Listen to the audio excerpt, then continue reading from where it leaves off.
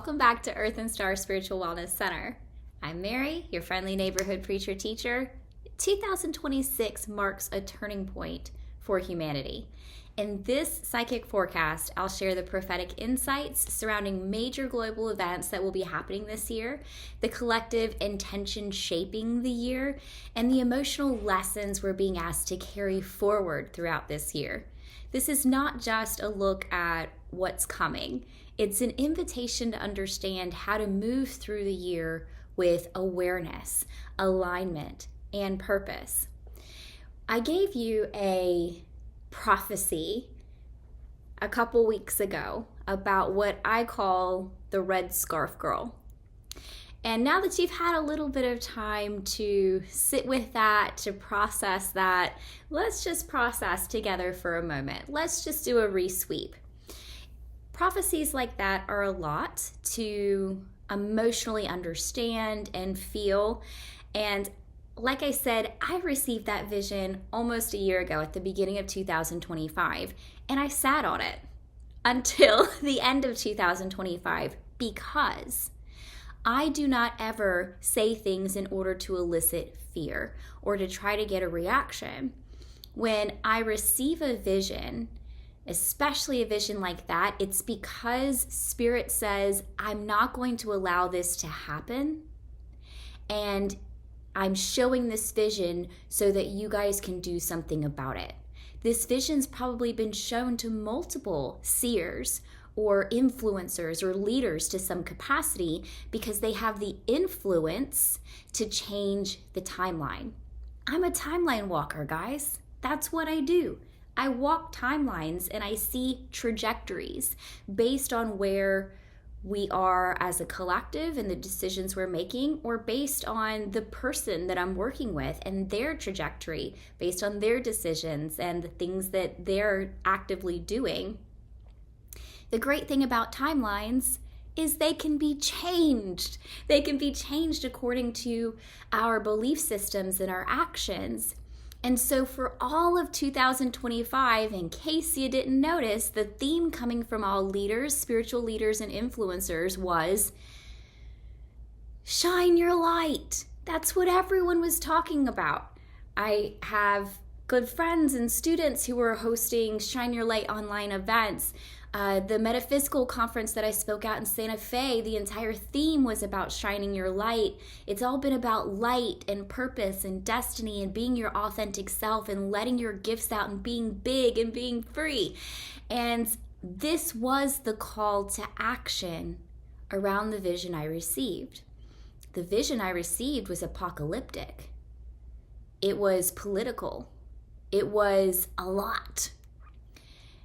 But the call to action from that, because remember, Source said, this isn't going to be allowed to happen. The planet needs to change its trajectory, not just the individual, not just the United States. The planet needs to change its trajectory. And so we were given that call to action, to shine your light, to be the light worker and let influence move across the world. And this is a long game because that influence is reaching somebody 17 years from now that's going to change everything. And I sat on everything except the call to action. I taught all year on connecting light workers across the globe. You noticed all of the interviews I was doing, connecting light workers, sharing knowledge and information and purpose. That was the key to everything. And I sat on the vision part until the timeline shifted. We're over the hump. We're over the major dangers. You guys did what you needed to do, and that's why I'm sharing that vision now. Moving forward, in 2026, I've got some more prophecies coming that I'm going to give you now. I won't make you sit on those. But I just wanted to make that part clear, that the timeline has shifted. You have done your part, so there's nothing to be afraid of. All you have to do is to continue shining your light, being big, being authentic, making light influence in the world.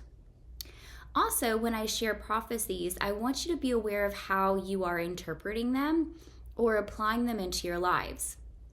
Quite often, Spirit speaks prophecies in very vague ways without giving specifics, which is kind of weird because when you receive visions, it would be really nice if they were very specific, right? Because then we could know what to expect exactly and work our lives around that. But most of the time, prophecies and visions don't always come in exacts like that. They come in a vague, cloudy way. And this happens for a reason. It's because the clear vision is in layers. There are layers of clear vision that are given at one time. And what happens when you put a bunch of layers on top of each other, even if they're all clear? They look hazy when you look through all of them together. And that's what a prophecy does. So when you receive a prophecy, there are very clear, true answers in each layer. There's a collective layer. There's a political layer. There's a personal layer in every single prophecy. And one of the prophecies I'm going to give you today about 2026, I just want to use it as an example right now, is that someone in power is going to fall. Someone is going to fall from power. You can use this collectively, meaning that it can be applied not just to the United States, but perhaps to other countries. You can take this and apply it politically. And I know who you're thinking of, you dirty dog, you. Politically, maybe someone falls from power, or maybe someone loses their influence, or maybe someone's power is in title only, but they don't actually get to make the decisions that they're trying to make. A loss of power. But you can also apply this personally. Maybe there's someone in your life who has power over you, who you want to get away from. Maybe this is a boss or an abusive partner or just some relationship or some person there that has power that they shouldn't have. And this is how you need to take every prophecy you hear. Look at it as layered. See how it can apply to big pictures and your personal life, without being so exact in how the person's interpreting it, or the person who's sharing it is interpreting it, because you all fit it into your timeline in multiple ways.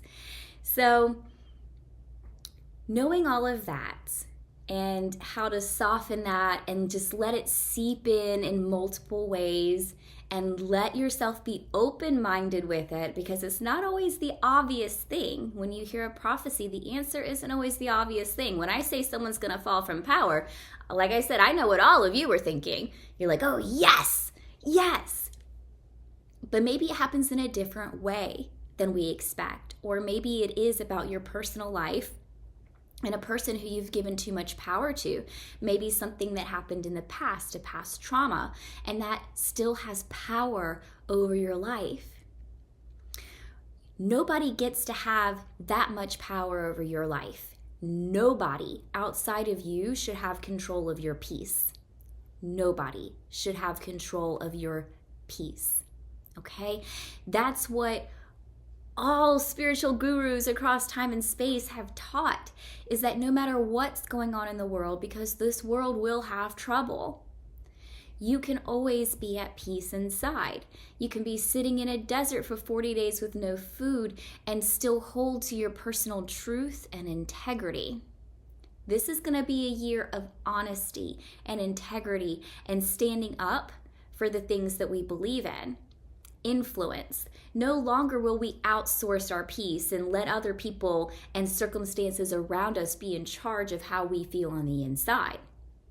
But we will be spending this year calling out the things that are not in alignment with good ethics, not in alignment with peace on earth, not in alignment with kindness and health and sustaining the planet.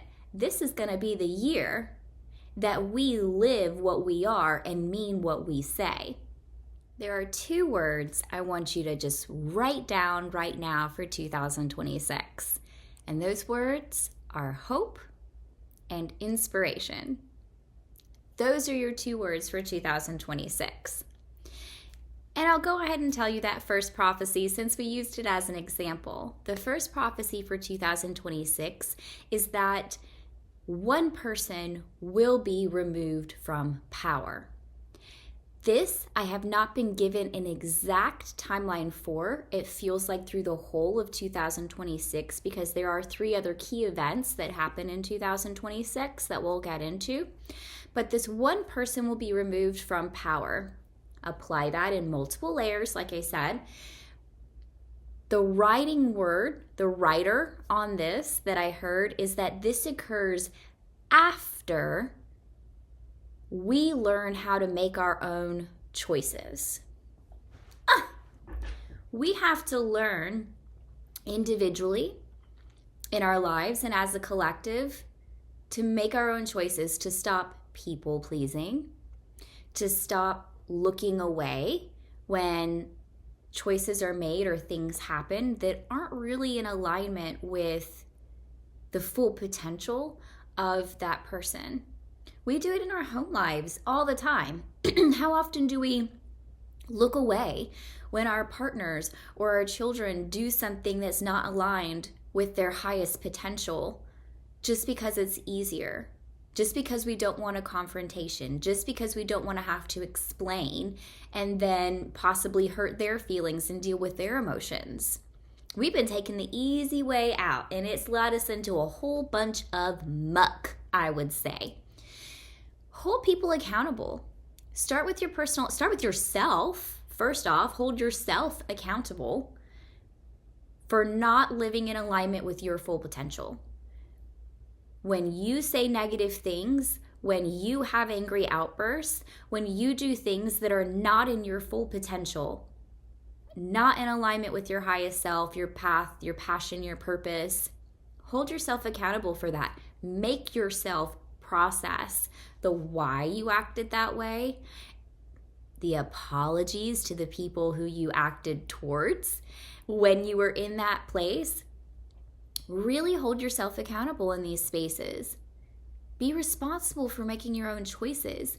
Stop using words like maybe and if. Stop using words like that. Stop texting people or calling people and saying, oh yeah, that should be okay or that might be okay, because when you use those words, you're not saying what you mean. This is going to be a year where we mean what we say, where we live what we are. So if I'm saying, oh yeah, that does not give a definitive yes or no. We need to make our own choices. When you talk to people, you need to be impeccable with your speech. Let them know exactly what you mean. If you don't actually want to do something, let that be known. I don't want to do that. Not I don't think I want to do that. I don't want to do that. A no can be a no without explanation. A yes can be a yes without needing the support. You can do what you want to do. You can say what you want to say. And of course, all of this is within the container of your highest potential, your personal ethics, your kindness, and your love. None of this is you acting out and I'm going to do whatever the hell I want to do. Okay? Yes, you're going to do whatever the hell you want to do within your personal container of ethics and potential. Within the God self that you are, the kind person that you are, because you're learning how to make choices in alignment with what you want the world to be. You're trying to make choices that bring peace on earth, peace within your personal self. And then let that flow into your home, because you want to hold the people in your home accountable. That doesn't mean riding people so hard because they made a B, so now they're grounded for a month because it should have been an A. We're not doing military parenting. What we are doing is making sure that people know how we're going to be treated, how our pets are going to be treated, how our children are going to be treated. And we are setting the example for how the world is allowed to treat us, our children, our pets, our homes. We are the starting point for that. How we treat our children is how they learn the world is allowed to treat them. How we treat our pets is how the world treats our pets and how the world treats us, because everything is a ripple effect. It starts with us and our homes. And then as a collective, we've learned to stop people pleasing, to speak out when there's an injustice, to stop something wrong that's happening while it's happening, when we have the power and capacity to do that, or at least speak and mean what you say. And when we learn as a collective to make our own choices, this person who has power over us will fall from power. This brings me to the second prophecy of 2026, which is the first one to happen linearly, in a linear way. I'm picking up real big hit points around February, September, and November. Remember, the fall from power, that's the year-long process. That's what's happening when we individually and collectively learn how to make our own choices. That person, whether it's a political person, a world leader, or a person in our lives, or a person from our past, falls from power. That's when we have learned to make our own choices. The first one that I'm seeing being a big hit around February, I heard the word Constitution. In February, there's something happening around the Constitution. And what this means to me is that we mean what we say. We have an entire list of ethics and rights, and they're distorted. They're taken out of context. They're used against their original meaning so that people can gain and get what they want from it. But in this particular prophecy, what is being said is that we have to mean what we say, and we're going to hold other people accountable to mean what they say too. So you see here, even in that very first hit in February, that all of the stuff we talked about with making our own choices starts taking effect. The first part of making our own choices and bringing that fall to power is holding people accountable for what things are supposed to mean, for the truth in the Constitution. This is personal integrity. In February, we have to be so true to personal integrity. We have to have truth in the Constitution. We have to mean what we say and make sure that other people do the same. Something around the Constitution is happening in February. Now, in September, this was rights for the planet. Something around rights for the planet really started coming up. We moved from something in government, the Constitution, and on a personal level, speaking truth, holding to personal integrity, and bringing that into the earth itself. This is a big deal. It doesn't always seem as big as the things happening up here in government right now, but that's just because we're living in trauma, okay? That's just because we're in a fight or flight survival kind of mode, and we have been for a year. What this means, though, is that we start to shift our focus into making decisions that better the planet, that make the planet more sustainable, that make sure that we have a future here. It's great to have a future in your mind and in your emotions and even in the political government.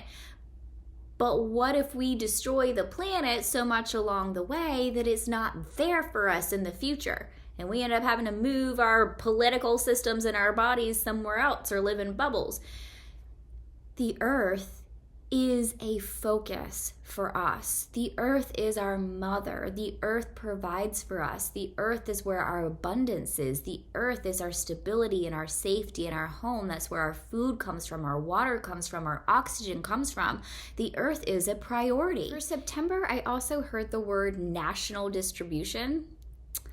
And the only thing that really comes to my mind, my interpretation, keep in mind that all prophecies can be interpreted in different ways, is something around world trade. National distribution has to do with sustaining the planet. So wrap these things up, okay? We have a really big one around truth in the Constitution, in In February, we have a really big one around the planet, sustainability, living green, world trade, national distribution, people working together to sustain our foundation. The thing that keeps us alive is happening around September. There's a really big shift there then. November. This is the one for me. This is the one because this is what I've been working on. This is where my visions have led me when I've changed my service names and the things that I'm writing and doing on a personal level, even my speeches and things when I talk at conferences and my teachings, they're all based around world peace. I saw November of 2026 and heard the words heart, peace on earth, as above, so below. That stood out to me because I don't always subscribe to the as above, so below. I understand its meaning, but when I speak, I find it more powerful to say as within, so without, because everything starts within. But I specifically heard as above, so below. What's in heaven will come to earth, if you will. Peace on earth, heart space. That's November of 2026.